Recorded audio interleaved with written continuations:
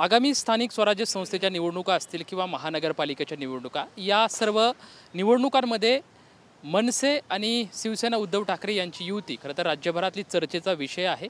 मात्र या युतीमध्ये महाविकास आघाडीमधला काँग्रेस पक्ष कशा पद्धतीनं मनसेचं स्वागत करेल हाही विषय चर्चेचा आहे। सध्या आपल्या संदर्भात या सर्व गोष्टींमध्ये बोलण्यासाठी मनसेचे प्रवक्ते योगेश खैरे सध्या आपल्यासोबत आहेत। आपण त्यांच्यासोबत चर्चा करू। खरं तर राज ठाकरे आणि उद्धव ठाकरे एकत्रित येण्यात याची सध्या चर्चा सुरू आहे। मात्र ह्या दोघांची जर म्हणजे दोन्ही पक्ष जर एकत्रित आले याचं काँग्रेस कशा पद्धतीने स्वागत करेल काय वाटते तुम्हाला? नाही, आज या संदर्भात काँग्रेसचे जे प्रदेशाध्यक्ष आहेत हर्षवर्धनजी सपकाळ साहेब, त्यांनी आज या संदर्भात एक स्टेटमेंट केले की आम्हाला काय दुसऱ्या तिसऱ्या चौथ्या भिडूची गरज नाही। आणि पण सगळ्यात महत्त्वाची गोष्ट अशी की महाराष्ट्र नवनिर्माण सेनेने काँग्रेसला या संदर्भातला कुठलाही प्रस्ताव दिलेला नसताना, अशी कुठलीही चर्चा नसताना अशा प्रकारचं वक्तव्य काँग्रेसच्या प्रदेशाध्यक्ष करणं हे खरं तर दुर्दैवी आहे। खरं तर प्रदेशाध्यक्ष जे आहेत हर्षवर्धनजी, त्यांना माहीत नसेल की महाराष्ट्र नवनिर्माण सेनेची स्थापना जेव्हापासून झाली तेव्हापासून आम्ही सातत्याने स्वबळावर निवडणुका लढवलेल्या आहेत। त्यामुळं त्या स्वबळावर लढायच्या, आघाडीत लढायच्या का युतीत लढायच्या हे भविष्यात तर सन्माननीय राजसाहेब ठाकरे ठरवतील आणि त्या पद्धतीने होईल। पण ज्या पद्धतीने हर्षवर्धन सपकाळ साहेब बोलले, मला त्यांच्या विचारात सुद्धा स्पष्टता दिसत नाहीत। खरं तर ते खूप मोठे नेते आहेत, काँग्रेससारख्या पक्षाचे प्रदेशाध्यक्ष आहेत, पण त्यांच्या भूमिकेमध्ये मला स्पष्टता दिसत नाही, संदिग्धता दिसते। कारण ते एका बाजूला असं म्हणतात की आम्ही आमचे सगळे अधिकार हे ब्लॉक अध्यक्ष, जिल्हा अध्यक्ष यांना दिलेत आणि ते सांगतील मग त्या पद्धतीने आम्ही पुढे करू, आणि दुसऱ्या बाजूला ते हे पण म्हणतात की आम्हाला तिसऱ्या भिडूची गरज नाही म्हणून। मग नक्की तिसऱ्या भिडूची गरज नाही हे तुम्ही जाहीर करता आणि दुसऱ्या बाजूला सांगता की आम्ही सगळे अधिकार खाली दिलेत। नक्की काय तुमची भूमिका काय ती स्पष्ट होत नाही ना यातून। तर सध्या म्हणजे ज्या महानगरपालिका निवडणूक आहे यामध्ये मनसे आणि शिवसैनिक एकत्रित आले तर हे मात्र सर्व शिवसैनिकांना असेल किंवा मनसेमध्ये उत्सुकता आहे। मात्र ज्या पद्धतीनं आता काँग्रेस जे प्रदेशाध्यक्ष जे भूमिका घेत आहे याच्यावरून काय वाटतंय की या सर्व महानगरपालिकेच्या ज्या सर्व निवडणूक आहेत त्यामध्ये खरंच मनसेचं काँग्रेस म्हणजे स्वागत करू शकते?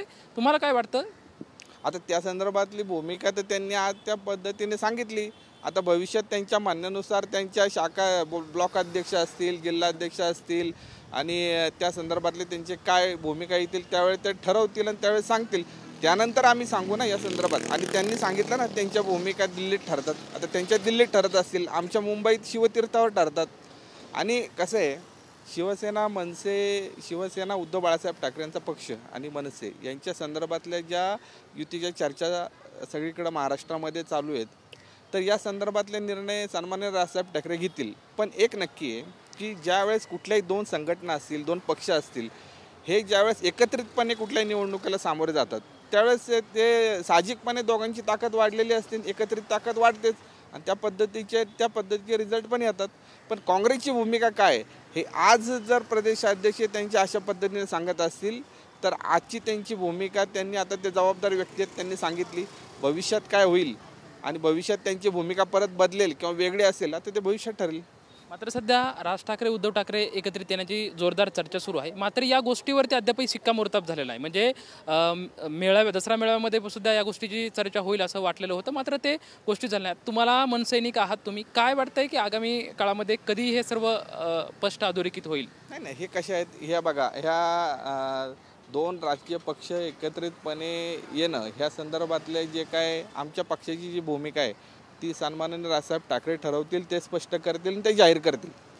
पण कुठल्याही दोन गोष्टी होत असताना त्याला एक काळ जावा लागतो, त्याला एक वेळ यावी लागते, त्यात बऱ्याच गोष्टी घडत असतात, बऱ्याच गोष्टींचा त्याच्यावर विचार व्हावा लागतो। आता 27 महानगरपालिका आहेत महाराष्ट्रामध्ये, 27 महानगरपालिकांच्या निवडणुका आहेत, त्यामुळे कुठल्या पक्षाची कुठं काय ताकद आहे आणि कुठल्या पातळीवर काय केलं पाहिजे या संदर्भातले निर्णय, सगळी भूमिका बघितल्यानंतर, सगळी माहिती घेतल्यानंतर आमच्या पक्षातून त्या संबंधीचे निर्णय सन्मान राजसाहेब ठाकरे घेतील।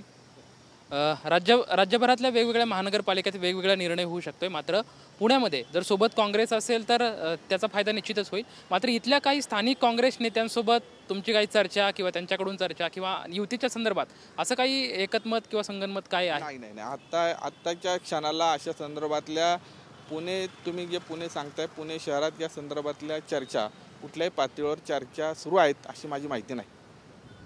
हे होते मनसेचे प्रवक्ते योगेश खैरे. एकंदरीत आगामी स्थानिक स्वराज्य निवडणुकीच्या संदर्भात तर आम्हाला पहिल्यापासूनच आमचा इतिहास आहे की आम्ही एकटं सुद्धा लढलेलो आहे, मात्र जर सोबत आलो तर ती ताकद आणखी वाढू शकते अशी जी प्रतिक्रिया आहे त्यांच्याकडून आपल्याला पाहायला मिळते. कॅमेरामॅन सुशांत राऊत सोबत लक्ष्मण जाधव, TV9 मराठी, पुणे.